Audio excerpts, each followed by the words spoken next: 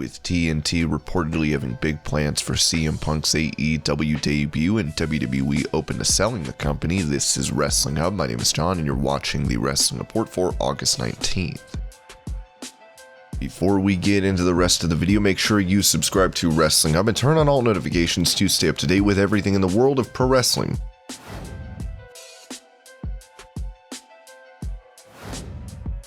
Talking once again about a match against Brock Lesnar, Bobby Lashley told the Battleground podcast, "Brock is not going to come back for me just because he wants to have a match with me. Brock is like a Goldberg. Brock comes back for a title, so it's either me or Roman. I think WrestleMania would be really interesting if we saw a Rock versus Roman match and a Bobby versus Brock match as two of the headliners." While the company reportedly had no plans for Lesnar's return to TV anytime soon, Lashley will be defending his WWE title against Goldberg at SummerSlam on Saturday.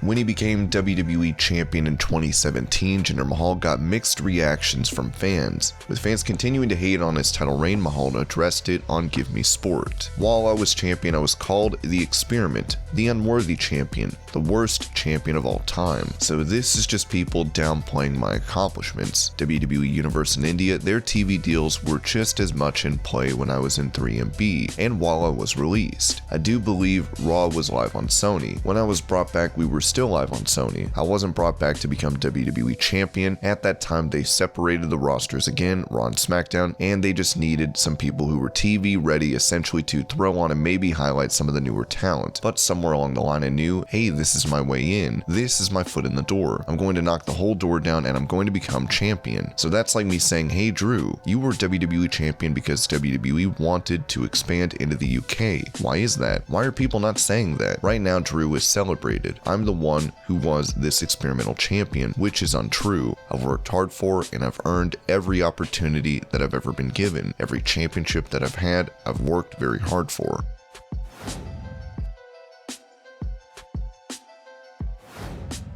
With Bray Wyatt's shocking release from WWE last month, former WWE producer Freddie Prinze Jr. claimed Vince McMahon and Kevin Dunn had issues with Bray that led to his downfall. "I can't tell you everything I know. I know Bray. I wouldn't say we're friends, but we're acquaintances. But I still have friends at the company. Like I said earlier, if you're willing to work a specific way, then even if you have a bad match, in the eyes of the two top dudes at the company, it's a good match because you're doing business their way. If you're wanting to step out of that lane and widen your river, or just show there's some other streams, even if you have a great match, it's just a good match. And when you stick to your guns time and time again, they're going to stick to theirs. Look, Vince is a product of the 80s. It's Reaganomics. When there's problems, he throws money at it. It's an old school way of thinking. It sometimes works, it sometimes doesn't. But there are men that will double down. Him and Kevin Dunn, for better or worse, they will always double down. And I don't think Bray had a good enough hand to play poker with them that game. And that's why he lost the first time in a weird way in Saudi Arabia, and that's why things kind of went south from there.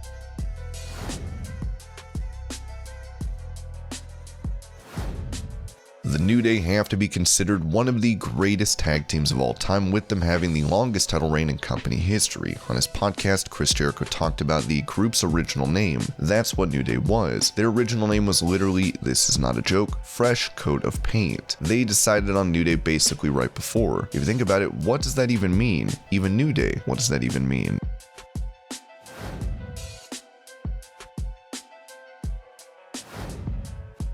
During a Q&A ahead of SummerSlam, Zelina Vega touched on an interesting nickname she has for John Cena, based on how he can control and communicate with his opponents and fans. I have to say that was one of the most mind-blowing experiences ever. I call him the Puppet Master. He was able to control me, my partner, Becky, the ref, the audience. It was like he was playing an instrument. It was just so cool to see, but also people in the back, you know, he's always someone that you can approach for advice. Someone that you can just kind of pick his brain, because he's been doing this for so long and just has so much knowledge about how you can up your game, so it's really important to have him around. Cena did say if he wins the Universal title from Roman Reigns that he would be sticking around in WWE, so we'll have to see how this match goes down at the pay-per-view this weekend.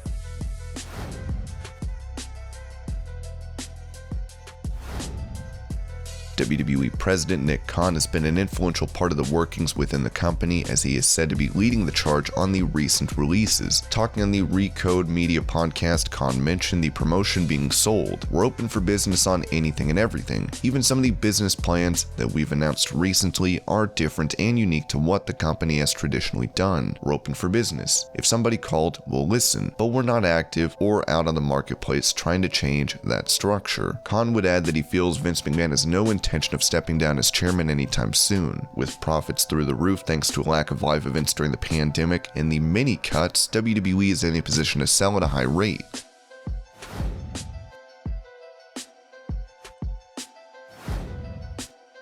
With CM Punk expected to debut for AEW in Chicago at their All Out event on September 5th, it has been reported that Fightful spoke with multiple people involved with Warner Media and TNT, who spoke of the excitement of bringing in CM Punk, and noted that he'll have their promotional machine behind him upon his return. Previously, Ringside News reported that Punk is slated to wrestle 10 to 12 matches a year, as fans are sure to be excited for this potential debut.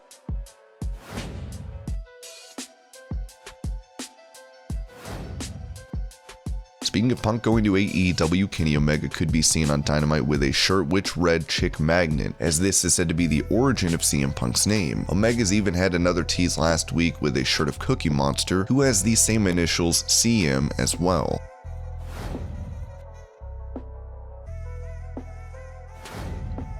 Speaking to the Daily Star, Seth Rollins talked about Roman Reigns' character evolution, saying pro wrestlers need to find their comfort level. I've watched him grow as a performer over time, and one thing I think people don't understand is that it takes time to be really good at this business, and to figure yourself out and find your comfort level. Even though he was put in a position to succeed early on, that is a lot of pressure for a young man. He is in the middle of an incredible run as far as WrestleMania main events are concerned, and kind of being put in the Hulk Hogan John Cena top spot. That is not easy. That is a difficult thing to do.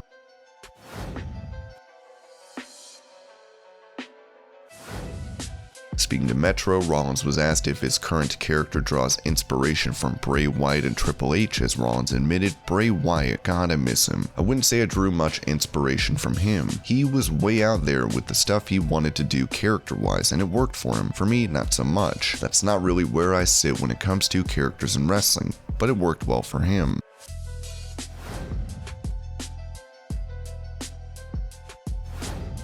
Paul Wight made his way to AEW after being released from WWE, with him serving as a commentator for the company. Now he is set to make his in-ring debut, as Paul Wight will be facing QT Marshall at the All Out pay-per-view.